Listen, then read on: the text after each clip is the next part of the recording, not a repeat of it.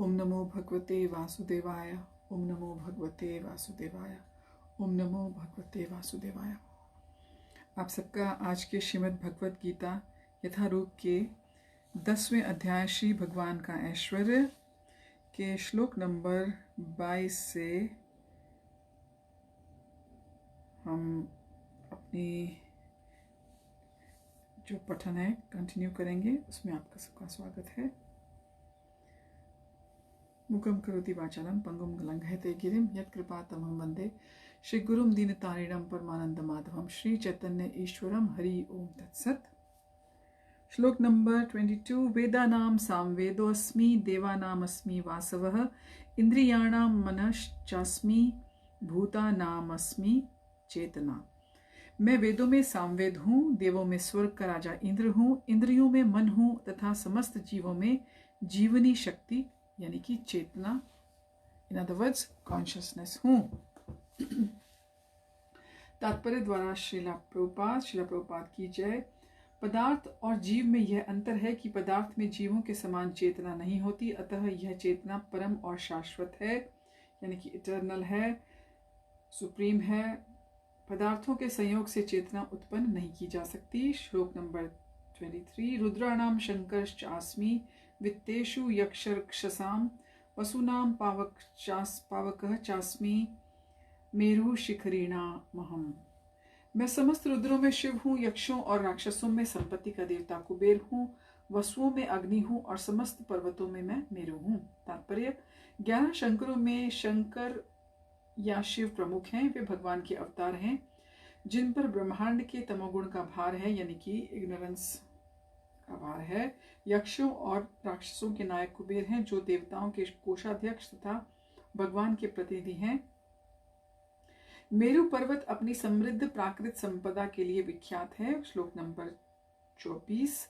पुरोधसां च मुख्यम माम विधि पार्थ बृहस्पतिम सेनानी नामहं स्कंदः सरसामस्मि सागरः।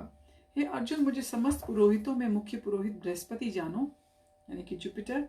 मैं ही समस्त सेना नायकों में कार्तिकेय हूँ और समस्त जलाशयों में मैं समुद्र हूँ।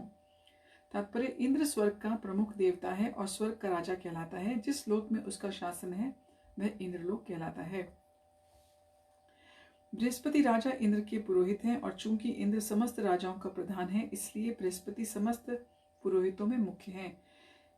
जैसे इंद्र सभी राजाओं के प्रमुख हैं, इसी प्रकार पार्वती तथा शिव के पुत्र स्कंद या कार्तिकेय समस्त सेनापतियों के प्रधान हैं। तो आज हमने एक नई बात सीखी है कि कार्तिकेय जो भगवान शिव और पार्वती के पुत्र हैं उनका एक और नाम स्कंद भी है।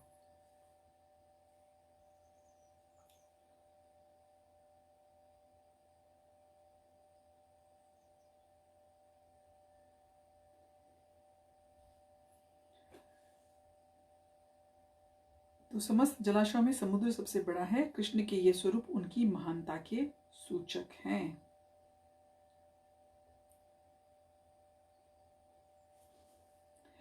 श्लोक नंबर 25। महर्षिणाम भृगुरहं गिरां स्मयेकम अक्षरम यज्ञानाम जपयो यज्ञोस्मि स्थावराणाम हिमालयः। मैं महर्षियों में भृगु हूँ, वाणी में दिव्य ओंकार हूँ, समस्त यज्ञों में पवित्र नाम का कीर्तन यानी कि जप और समस्त अचलों में मैं हिमालय हूँ। तात्पर्य ब्रह्मांड के प्रथम जीव ब्रह्मा ने विभिन्न योनियों के विस्तार के लिए कई पुत्र उत्पन्न किए थे। इनमें से भृगु सबसे शक्तिशाली मुनि थे। समस्त दिव्य ध्वनियों में ओंकार कृष्ण का रूप है। एक्सक्यूज में क्षमा कीजिए। समस्त यज्ञों में हरे कृष्ण कृष्ण कृष्ण हरे हरे, हरे राम राम राम हरे हरे का जप कृष्ण का सर्वाधिक शुद्ध रूप है। कभी कभी पशु यज्ञ की भी संस्तुति की जाती है, किंतु हरे कृष्ण यज्ञ में हिंसा का प्रश्न ही नहीं उठता। यह सबसे सरल तथा शुद्धतम यज्ञ है। समस्त जगत में जो कुछ शुभ है वह कृष्ण का रूप है, अतः संसार का सबसे बड़ा पर्वत हिमालय भी उनका स्वरूप है। पिछले श्लोक में मेरु का उल्लेख हुआ है, परंतु मेरु तो कभी कभी सचल होता है यानी कि समटाइम्स इट इज मूवेबल, लेकिन हिमालय कभी नहीं चल सकता, वो एक ही जगह में स्थिर है। अतः हिमालय मेरु से बढ़कर है। श्लोक नंबर 26। अश्वत्थः सर्ववृक्षाणां देवर्षीणां च नारदः गंधर्वाणां चित्ररथः सिद्धानां कपिलो मुनिः। मैं समस्त वृक्षों में अश्वत्थ वृक्ष हूं और देवर्षियों में नारद हूं। मैं गंधर्वों में चित्ररथ हूं और सिद्ध पुरुषों में मैं कपिल मुनि हूं। तात्पर्य, अश्वत्थ वृक्ष सबसे ऊंचा और सुंदर वृक्ष है जिसे भारत में लोग नित्य प्रति नियम पूर्वक पूजते हैं। देवताओं में नारद विश्व भर के सबसे बड़े भक्त माने जाते हैं और पूजित होते हैं। इस प्रकार वे भक्त के रूप में कृष्ण के स्वरूप हैं। गंधर्व लोग ऐसे निवासियों से पूर्ण हैं जो बहुत अच्छा गाते हैं, जिनमें से चित्ररथ सर्वश्रेष्ठ गायक हैं। सिद्ध पुरुषों में देवहूति के पुत्र कपिल मुनि कृष्ण के प्रतिनिधि हैं। वे कृष्ण के अवतार माने जाते हैं। इनका दर्शन भागवत में उल्लिखित है।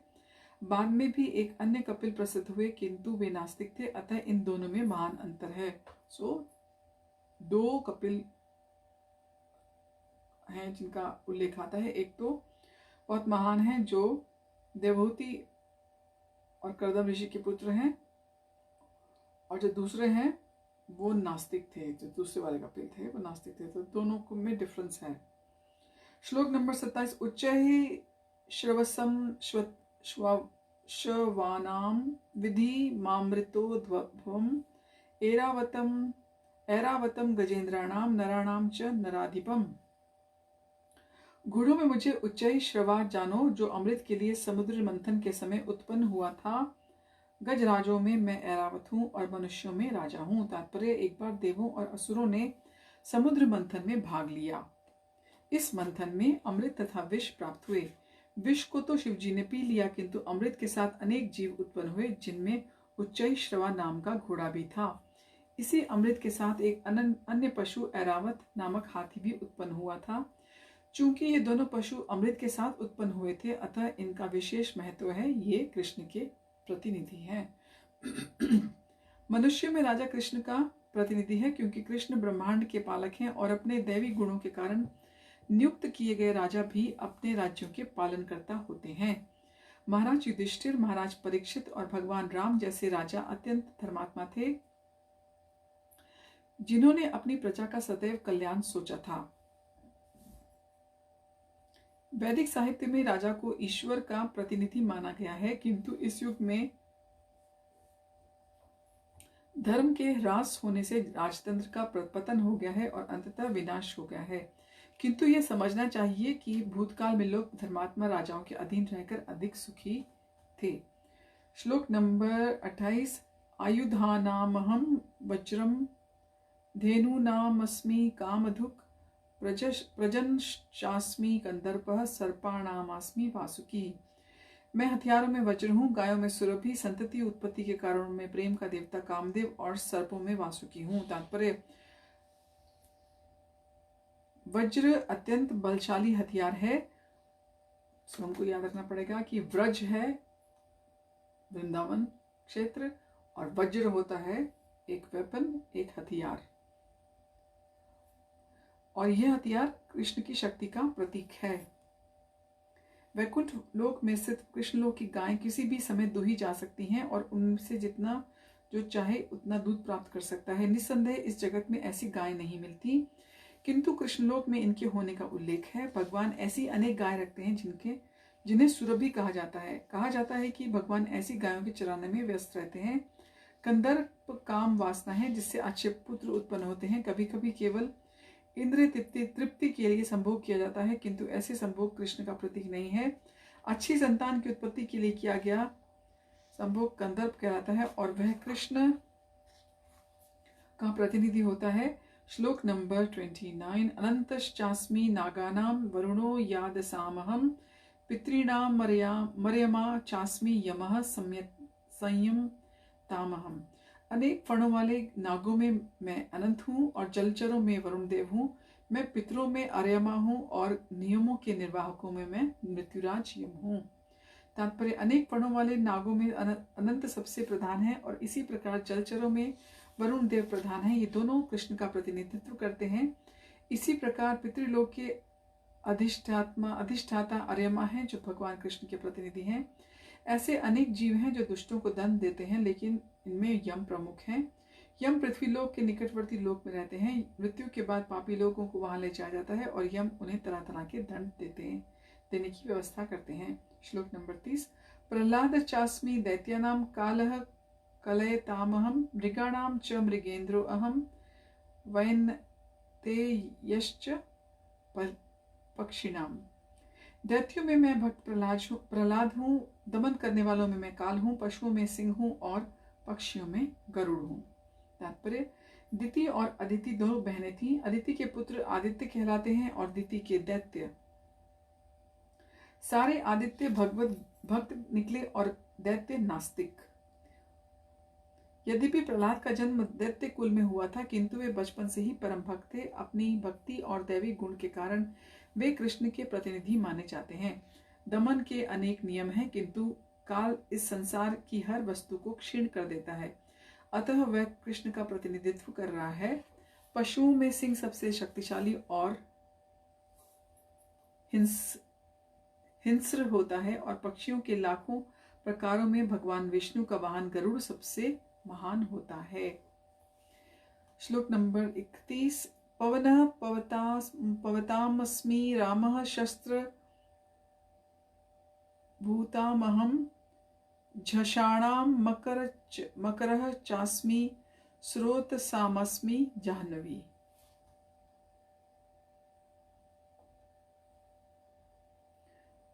हमने थोड़ा गलत पढ़ दिया, होता शस्त्र भृताम, तो शस्त्रधारियों में भगवान कह रहे हैं कि वो कौन है। समस्त पवित्र करने वालों में मैं वायु हूँ, शस्त्रधारियों में राम, मछलियों में मगर और नदियों में गंगा हूँ। तात्पर्य, समस्त जलचरों में मगर यानी कि क्रोकोडाइल सबसे बड़ा और मनुष्य के लिए सबसे ज्यादा घातक होता है, अतः मगर कृष्ण का प्रतिनिधित्व करता है। श्लोक नंबर 32। सर्गणा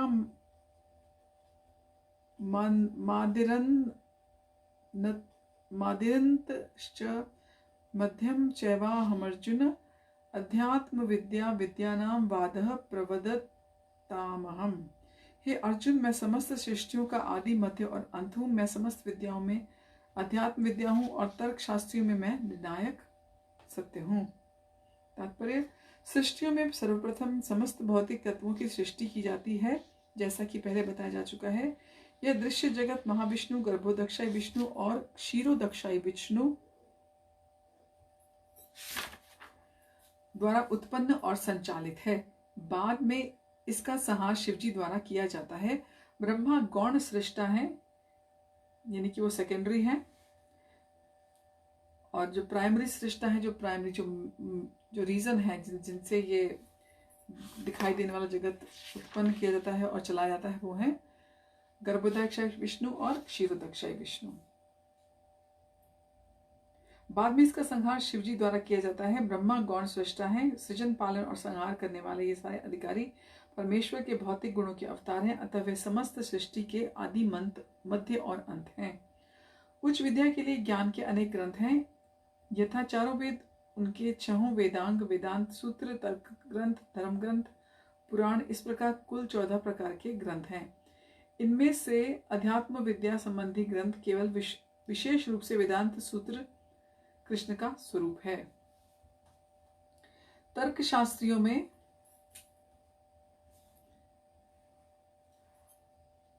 विभिन्न प्रकार के तर्क होते रहते हैं। प्रमाण द्वारा तर्क की पुष्टि, जिससे विपक्ष का भी समर्थन हो, जल्प कहलाता है। प्रतिद्वंद्वी द्वारा हराने का प्रयास मात्र वितंडा है, किंतु सार्वजनिक निर्णय वाद कहलाता है। यह निर्णयात्मक सत्य कृष्ण का स्वरूप है। श्लोक नंबर 33। अक्षराणां कारो अस्मि द्वन्द्वः सामासिकस्य अहमेवाक्षयः कालो धातां विश्वतोमुखः। अक्षरों में मैं अकार हूँ और समासों में मैं द्वंद्व समास हूँ। मैं शाश्वत काल भी हूँ और सृष्टाओं में ब्रह्मा हूँ। तात्पर्य, अकार अर्थात संस्कृत अक्षरमाला का प्रथम अक्षर अ वैदिक साहित्य का शुभारंभ है। अकार के बिना कोई स्वर उच्चारित नहीं होता, इसलिए यह आदि स्वर है। घर में कई प्रकार के प्रकार के सामासिक शब्द होते हैं जिनमें से रामकृष्ण जैसे दोहरे शब्द द्वंद्व कहलाते हैं।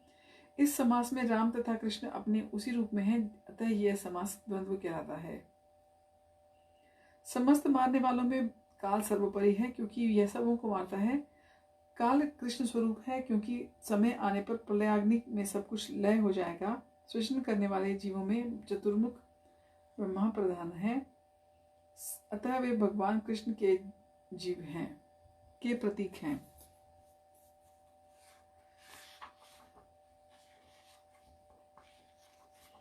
तो हम अपनी रीडिंग श्लोक नंबर 34 से अगली बार कंटिन्यू करेंगे।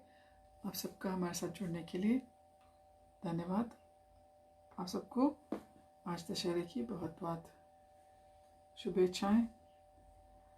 आशा करते हैं कि हम अपने अंदर के रावण पे नियंत्रण कर सकेंगे और अपने अंदर के राम को सजीव कर सकेंगे आज के दिन और आने वाले वर्ष के लिए भी, अपने पूरे लाइफ टाइम के लिए। हरि तत्सत। हरे कृष्णा।